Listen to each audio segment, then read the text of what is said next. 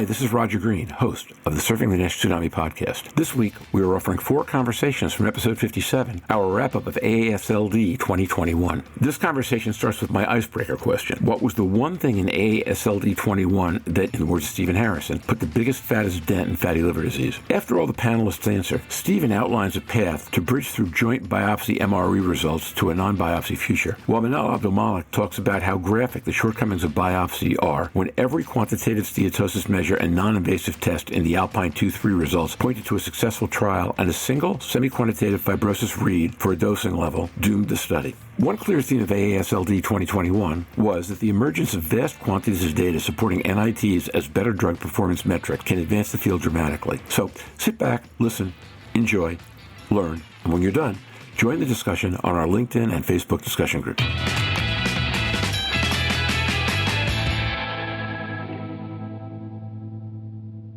My icebreaker question is actually a bit of a tribute to Stephen, except the one to Manal, which is actually a tribute to Manal. There are 2 really compelling talks I had in my life that got me involved in fatty liver disease, and Manal was the second, as she knows. Stephen was the first. And one of the things that Stephen said during his was that his mission in doing all this was, and I'm quoting now, to put a big fat dent in fatty liver disease. So the question I want to ask the rest of you, and Manal, I'm going to ask you this too, but as part of a broader question or a different question, is, and Stephen's here. Hey, I'm here. Sorry, guys. Just had some clinical things going on. Stephen, your timing is off by a minute and a half. Here's today's icebreaker. I was saying that I got involved in NASH in the first place as much as anything else because of a conversation I had with you and one with Manal. And for the icebreaker, when we first talked, you told me your mission was to put a big fat dent in fatty liver disease. I want everybody, except Manal, who will tell us that in the context of a broader question, where do you think the biggest dent got hit on fatty liver disease this week? Brave one, go first. Louise Campbell. I actually think it's probably the genomics sessions. Although I didn't cover any of those, there were quite a few interesting things from what I could see looking at phenotyping the people who aren't going to respond to some of the drugs, different diets, things like that. And I think the more we drive down into that precision medicine, the more we get into areas that could really change the landscape. Did these drugs fail? Or if we looked at some of those studies that failed with new techniques that we've got, could we pick out the patients? And therefore, were the drugs more successful in the patients from the right phenotypes? That would be the sort of thing that I took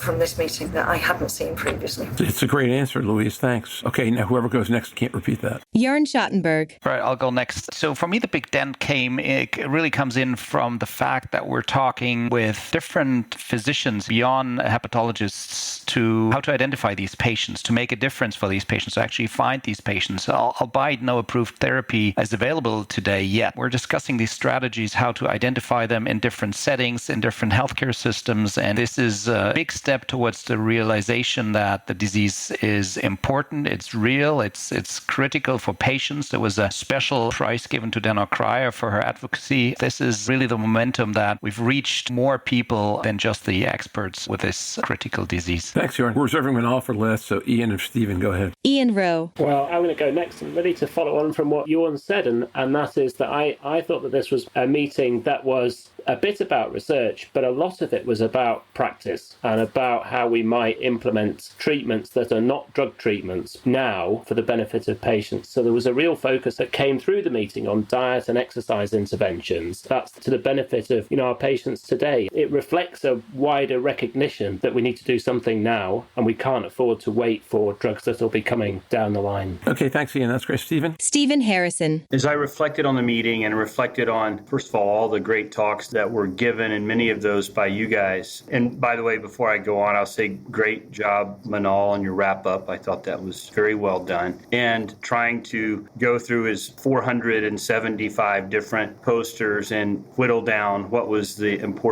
most important thing to drive home was very, very challenging. So congratulations on that and your 2 children for their help. But I think for me, the big fat dent really I see the tide turning on some of our non-invasive tests. And in 2022, we will have some significant data that will hopefully support the initial data that's come out on some of these NITs, particularly as it pertains to the context of use of diagnosing the at-risk NASH patient and monitoring efficacy of drug. Still think we got a ways to go on outcomes, which ultimately is the holy grail, but the groundwork has been laid need for us to mine that data. And we'll hear that in 2022. And I believe that groundswell has begun at AASLD 2021. There's a lot of things I could say that left a dent. To me, that in my mind was the biggest dent. Thank you, Stephen. So I'm going to steal about half of Louise's and half of yours. And I'm going to say that the big dent that I felt was an increasing acceptance of the complexity of the disease. You know, I talk about this from time to time, but in 1969, Nixon declared war on cancer as if there was a single thing called cancer. And one of the things that struck me at NASH-TAG 2019 when I first came here was the degree to which people were talking about as if there was a thing called NASH. And what these discussions have been about in a whole bunch of directions is A, understanding far more richly what the disease is, and then how it might differ from patient to patient and how to understand that and how to treat it. All that richness, Stephen, has the effect of walking us away from biopsy, because biopsy is a really blunt instrument, and away from looking for one drug that's the holy grail, because A, that hasn't worked for us so far, but B, the more we know about the disease, the more we know that that's probably not the right thing to do. So I just thought the whole thing got a lot richer. Just one caveat. Biopsy is actually a very sharp instrument, but the results are very blunt. Can we call it a sharp instrument and a blunt analytical tool? Will that cover the landscape? Very good, Stephen. So Manal, I have two questions for you. The first one is, and I'm not the only one who's asked this, how many med school acceptances did your kids get last night, and how many came with scholarships? We haven't applied yet, and I don't know. We'll hope the scholarships will come in later. In Division I athletics, a 14-year-old kid with talent can get a scholarship offer simply based on that. And I think if there's such a thing in med school, your kids certainly put themselves right at the front of the pack last night. Manal Abdelmalek. It wasn't a hard task. It was highlight every time you see NAFLD, NASH, steatohepatitis, or fatty liver, and then give me those abstracts. The real question, though, is, Manal, could they pronounce steatohepatitis? We worked on that. They could after they eventually did. Okay, so here's the second question, and this is my version of Big Dent for you. Without quite putting it that way, the process of getting the 475 articles highlighted by your kids or posted into that 30-minute talk, to some degree has to be about the question, where was the dent, right? It's what matters. But some of what matters is how much do I have to get in, and part of some of what matters is, okay, what mattered most? So how did you address that? Well, you know, as I was going through those abstracts, particularly as it pertained to the therapeutic landscape, and I commend Stephen and everyone else who really took the podium on many, many different fronts in that regard, particularly with early phase 2A and 2B trials. What really put a dent in it for me and how I framed the talk the way I did is looking at the early phase trials that show early evidence of efficacy. It was somewhat surreal for me when I got to pivotal studies that ultimately failed. I chose, and it was a very hard decision for me to make, to present the top-line data for the Alpine trial, Falcon 1 and 2, the Tandem study, because for all practical purposes, you know, the proof of concept, the early phase trials, the mechanistic principles behind these compounds, we should have seen a signal. We should have seen some outcome results, and it was somewhat surreal that they failed on the primary outcome of how we've defined this disease, a histologic definition, but yet so many other surrogate markers of disease activity dropped across all these trials that, quote, failed. I put that front and center because I think it framed the rest of my talk, which was really to put into context that this meeting was so robust, and I hope all the regulatory agencies were listening, and brought forward the non-invasive approaches to not only diagnosing, but really risk stratifying and, more importantly, defining outcomes. And whether those platforms are going to be AI-based platforms for better interpretation of histology, and it was really amazing to see, and I can't recall the first author, it might have been Moises, for which the light microscopy was deemed to be unchanged, but AI platforms and pathology was able to stratify that unchanged sector into a progressor or a non-progressor. The pathologist was really good and concordant with AI platforms when there was clear progression or regression, but every time they called it no change, their AI picked up subtleties that weren't otherwise seen. And now we have non-invasive markers that are leading us towards removal of the biopsy altogether to predicting a clinically meaningful outcome, whether that be cardiovascular or hepatocellular carcinoma or decompensation or death even. And we need to move ourselves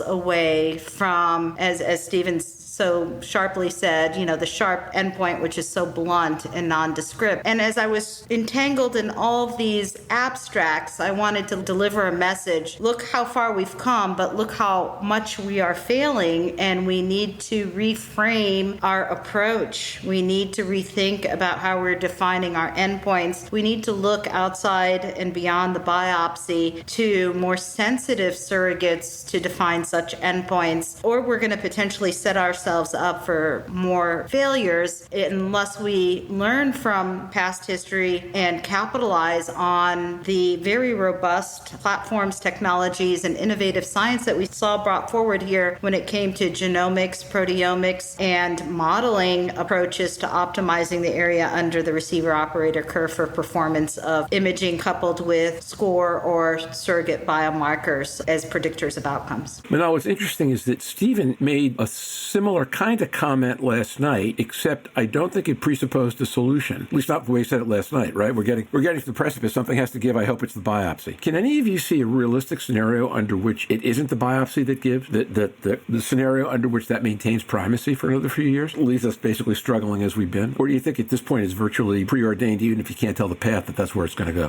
The point that Manal raised is at the heart of drug development in our field here. We need something to have an accelerated approval to avoid having a drug in patients on trial for 5 or 6 years to measure those outpoints. And we've discussed this numerous times on the podcast, and I think Manal highlighted it with her NASH debrief here, that albeit there is effects that we can measure that are biological, plausible, and pathophysiologically relevant to the patient, we're not meeting the barrier the regulators have set to get a drug approved. Now, what would be the best solution? I think we're struggling with that, but we're seeing good advances, and that's what Stephen mentioned with his comment on really improvement in NITs and combinations of these. So I think it's a dialogue. And something I was going to say that I also noticed at this meeting is that the regulators were right there, and there's a number of these think tanks where both Frank and Ania or Laura Dimmick also showed up and talked and discussed. So I think this is really getting us all together and finding a solution for the best of our patients. The simplest way, whether or not this is feasible or not, I don't know. The simplest way to get to an NIT would be to capitalize on the work already done by many with MR elastography. So just follow my logic. If we know that a one-stage improvement in fibrosis is linked to improvement in outcome, as recently published in Hepatology, off work that Arun Sanyal was the first author on and presented at last year's meeting of AASLD, if we know that, and we also know that MRE is linked to outcomes, as was presented at this meeting in a late breaker, as was published by Alina Allen and Mazen Nareden already in 2 different separate independent cohorts. Now we have 3 cohorts showing this association. It seems like all we're missing is what magnitude of effect change from MRE is linked to a one-stage improvement in fibrosis. And we have the data today to answer that question. That comes from one of the phase 3 trials that's underway right now, where MRE is tagged to biopsy at baseline and will be tagged to biopsy at the end of treatment. If the premise is that the drug is effective on fibrosis and you're able to show one-stage improvement, what does that number need to be for MRE? And when you've got 1,000 patients where that's done in prospectively, that's pretty powerful data that could be presented to the regulatory authorities to say this change is linked to a one-stage improvement in fibrosis and therefore should count as a surrogate, just like fibrosis improvement of one stage does. Now, that to me would account for reaching a surrogate approvable endpoint. You would still want to follow those patients long-term, but can't that be done now with MR elastography rather than biopsy? You're assuming that the biopsy is the gold standard then, because we've already seen that there's some poor even agreement on, at times, what a one-stage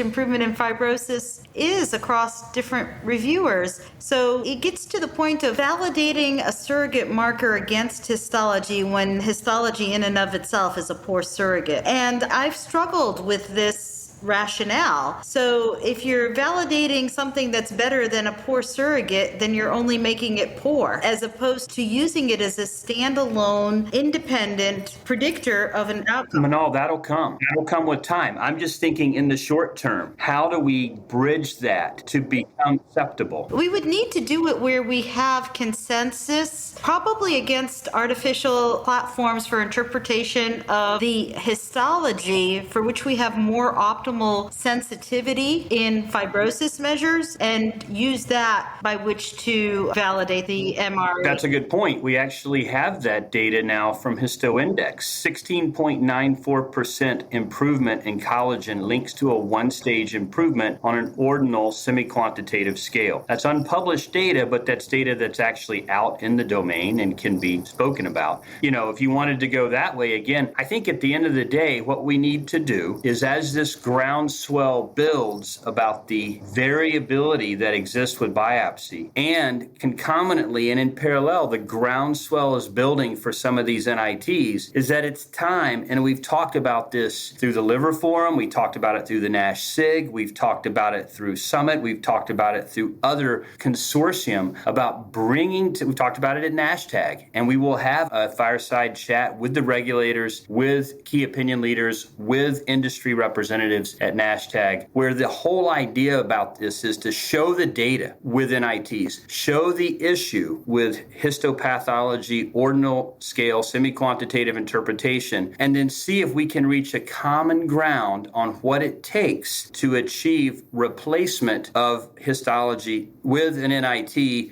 for conditional approval. Because I think we've got the outcome piece in the works. It's just that initial piece that we need a little bit more data on. I get asked all the time, well, what percent change in MRE is linked to improvement? And we can speak to 15% worsening in MRE is linked to worsening of disease, just like we can with FibroScan, and we can with ELF, and we can with ProC3, but we don't really have that magnitude of effect change yet. And the problem is, not enough sponsors are doing NITs in phase 2B linked to histology. We just don't have that data set. And then when we looked at phase 3s, we didn't get it with Regenerate. We didn't get it with Resolve It. We didn't get it with Aurora. We're kind of now falling back to Madrigal and the Maestro NASH trial to say, give me what you got. You got 1,000 patients with MRE and ELF and ProC3 and a combination of these that are paired to histology. And if the drug actually meets its endpoint, now we can begin to do some of these post hoc analyses and add fuel to the fire to go to the regulators and say, okay, we got it. Now let's at least accept it as a surrogate. We'll still need to do the long-term outcome measure. We reduce the variability of what these endpoints are right now that are potentially inadvertently killing drug development, as you mentioned last night with aldafermin. I mean, we all think that drug works, but we get one read with 1 milligram. It's the way that statistical analysis was done with MCP mod statistics. You had to look for a dose-response relationship in fibrosis. It wasn't there, so the study was killed. And now, back to Roger. We hope you've enjoyed this recording. If you have any questions or comments about the content of this conversation or the entire episode, please send an email to questions@surfingnash.com. We will be back next Wednesday, November 24th, with our next episode in which we review recent cirrhosis studies and reconsider their possible role on the NIT pathway as we've discussed throughout this meeting. If you want to join the live audience Monday at 3:30 p.m. Eastern Time, email surflive, that's SURFLIVE, at surfingnash.com with a request, and I will send back a link to serve as your admission ticket. Hope you'll join us then, either live or on the podcast. Until then, stay safe. See you on the podcast. Bye-bye now.